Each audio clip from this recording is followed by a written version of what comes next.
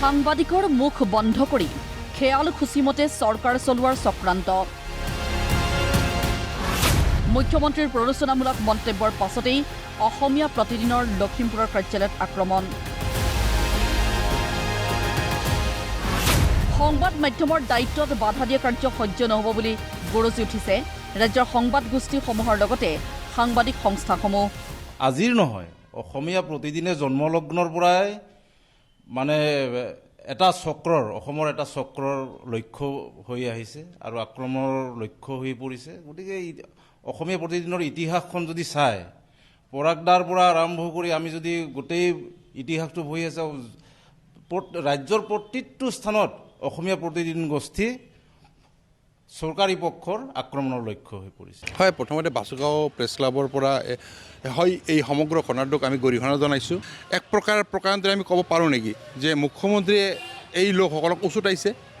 তাৰ পিছতে মুখ্যমন্ত্ৰীয়ে ভাষ্য দিয়াৰ পিছতে কিন্তু যোৱাকালি নিশাৰ ভাগত এই প্ৰতিদিনৰ লখিমপুৰ যিটো কাৰ্যালয় আছে, এই কাৰ্যালয়টোৰ ওপৰত আক্ৰমণ চলোৱা হ'ল। গুৱাহাটী প্ৰেছ ক্লাবে দোষীক চিনাক্ত কৰি শাস্তি প্ৰদানৰ দাবী জনাইছে। সাংবাদিকৰ কলম বন্ধ কৰা কাৰ্যক গৰিহণা লখিমপুৰ জিলা সাংবাদিক সন্থাৰ।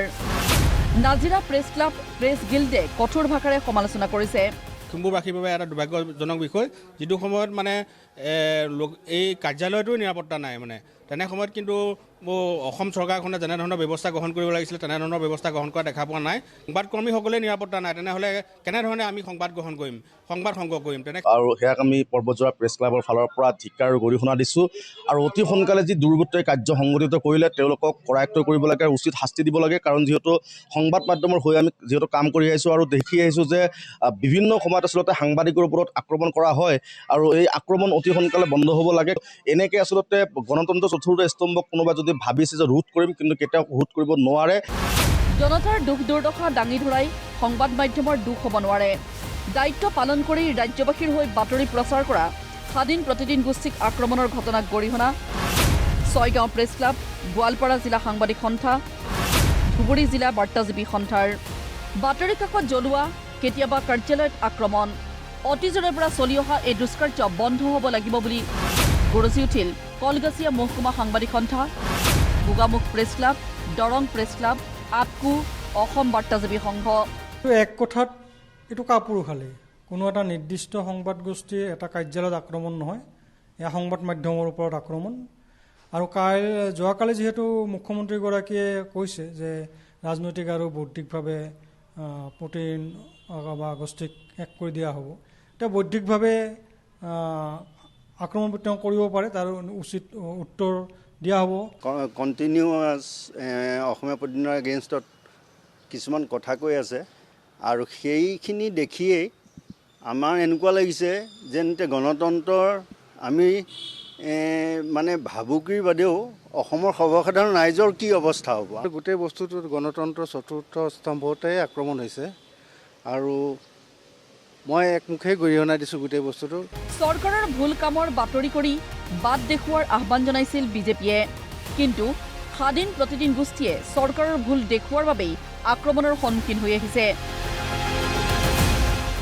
এই কাৰ্যৰ উচিত তদন্তৰ দাবী Jorhat press club, Bihali press ক্লাবৰ। আক্ৰমণ চলাই দুষ্কৃতিকাৰীয়ে আচলতে কি বাৰ্তা দিবলৈ বিচাৰিছে সেই কথাটো ইতিমধ্যে অসমৰ সচেতন ৰাইজে আমি নকলেও নিশ্চয়কৈ গম পাইছে যে কিছুদিন আগৰ পৰা বিশেষকৈ শাসক পক্ষৰ তৰফৰ পৰা আৰু অতি দুৰ্ভাগ্যজনকভাৱে ৰাজ্যৰ মুখ্যমন্ত্ৰীগৰাকীয়ে কিছু মন্তব্য প্ৰকাশ কৰি আহিছে। গণতন্ত্ৰৰ সুৰক্ষাৰ কথা কোৱা বিজেপি চৰকাৰৰ দিনতেই গণতন্ত্ৰৰ চতুৰ্থ স্তম্ভৰ ওপৰত ধাৰাবাহিক আক্ৰমণ। সংবাদ মাধ্যমৰ প্ৰতি বিজেপি চৰকাৰৰ কিয় ইমান ভয় বুলি প্ৰশ্ন কৰি শূন্য সাংবাদিক সমাজ।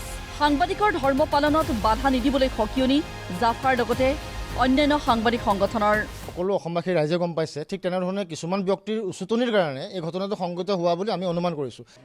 এনেকৈ উপৰ্যুপৰি প্ৰতিদিনৰ ওপৰত যিটো আক্ৰমণ নামি আহিছে, এইটোৱে আচলতে এইটো কেতিয়াও নহয় যে প্ৰতিদিনক কেতিয়াবা দুৰ্বল কৰিব পাৰিব, বৰঞ্চ প্ৰতিদিন জনমানসত মানুহৰ মাজত অধিক শক্তিশালী হ'ব। নিৰপেক্ষ অৱলম্বন কৰে সংবাদ মাধ্যমে আৰু প্ৰতিদিন গোষ্ঠীয়েও আজি বিগত সময়খিনিত যিখিনি আচলতে জাতীয় জীৱনৰ সেই কাম কৰি আহিছে, কাৰণ সেই ক্ষেত্ৰত যদি আক্ৰোশমূলক ভূমিকা হিচাপে বা কোনোবা দুৰ্বৃত্ত এনেধৰণৰ আক্ৰমণ মই ভাবোঁ চৰকাৰে তৎকালীনভাৱে কৰায়ত্ব কৰক আৰু এটা সুস্থ পৰিৱেশ আনক, কাৰণ সংবাদ মাধ্যমৰ এনেধৰণৰ যদি আক্ৰমণ হৈ থাকে আৰু শেহতীয়া যিটো আচলতে ভাৰতবৰ্ষৰ যিটো সংবাদ মাধ্যমৰ যিটো ধাৰা আজি দিনক দিনে নিম্নগামী হৈ আহিছে। ভাৰতবৰ্ষৰ যিটো আজি গণতন্ত্ৰ আমি বিশ্বৰ বৃহত্তম গণতন্ত্ৰ দেশ হিচাপে আমি গৌৰৱ কৰোঁ ভাৰতবৰ্ষক, কিন্তু এই গণতন্ত্ৰ দেশত সংবাদ মাধ্যমৰ ওপৰত আজি ভাৰতবৰ্ষতো যিটো ধৰণে চলিছে সংবাদ মাধ্যমৰ অত্যাচাৰ, জাফাৰ পৰা আমি তীব্ৰ ভাষাৰে গৰিহণা দিছোঁ আৰু লগতে প্ৰশাসনক দাবী জনাইছোঁ যে উক্ত ঘটনাৰ লগত থকা যি জড়িত ব্যক্তিসকল আছে অতি শীঘ্ৰে তেওঁলোকক আটক কৰি শাস্তি বিহাৰ দাবী জনাইছোঁ।